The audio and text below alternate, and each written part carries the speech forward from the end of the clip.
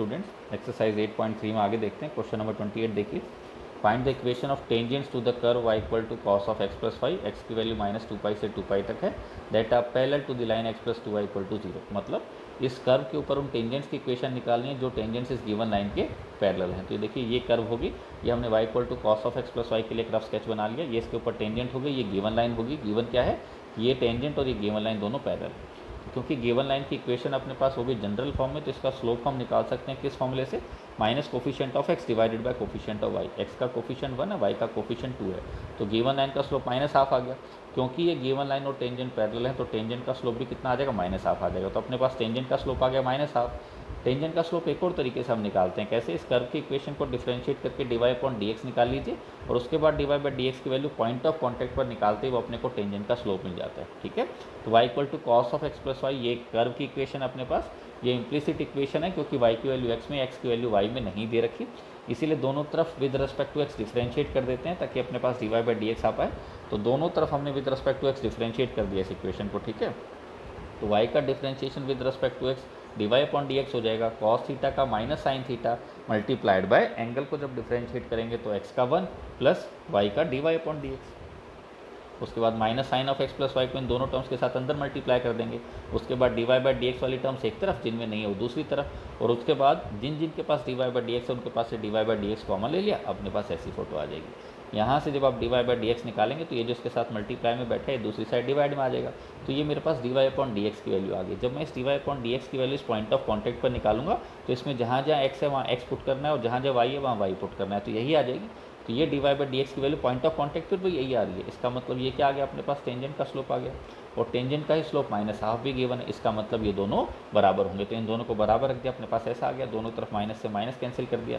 जब आप इसे क्रॉस मल्टीप्लाई करेंगे तो 2 multiplied by sine of X plus Y equal to 1 multiplied by this photo, यानी 1 plus sine of X plus Y, ऐसा आ जाएगा। ठीक है, ये एक तरफ ले लिया तो अपने पास आ गया sine of X plus Y is equal to 1। तो 1 साइन में कब होता है, साइन 90 पर होता है। ठीक है, तो sine theta equal to sine alpha लग रहा है, तो sine theta equal to sine alpha का सोल्यूशन क्या होता है, theta equal to N pi plus minus 1 की power n into alpha where this n belongs to integer, ऐसा होता है।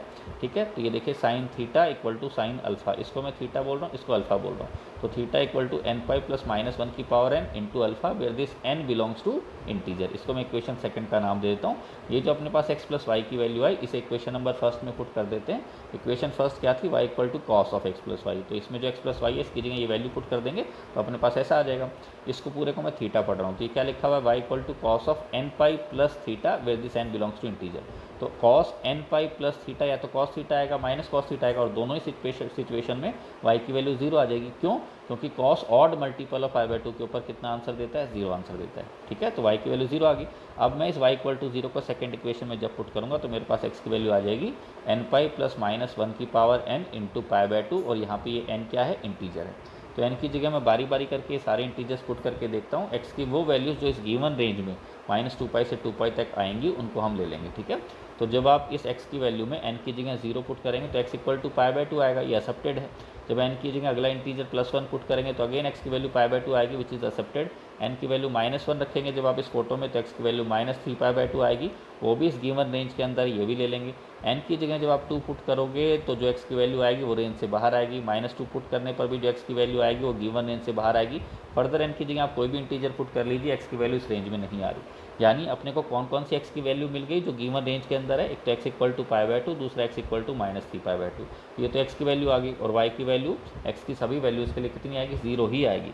तो अपने पास दो पॉइंट ऑफ कॉन्टैक्ट्स आ गए, पहला आ गया माइनस 3 पाई/2 0 और दूसरा आ गया पाई/2 0। तो इन दो पॉइंट ऑफ कॉन्टैक्ट्स पर टेंजेंट्स बनी हुई हैं, इन दोनों टेंजेंट्स की इक्वेशन अपने को निकालनी है, और दोनों ही टेंजेंट्स का स्लोप कितना है, माइनस हाफ है।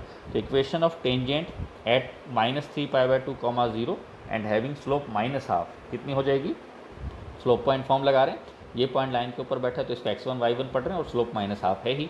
स्लोप पॉइंट फॉर्म क्या होती है, y माइनस y1 की जगह 0 पुट किया equal to slope multiplied by x minus x1 की जगह माइनस 3 पाई/2 पुट किया।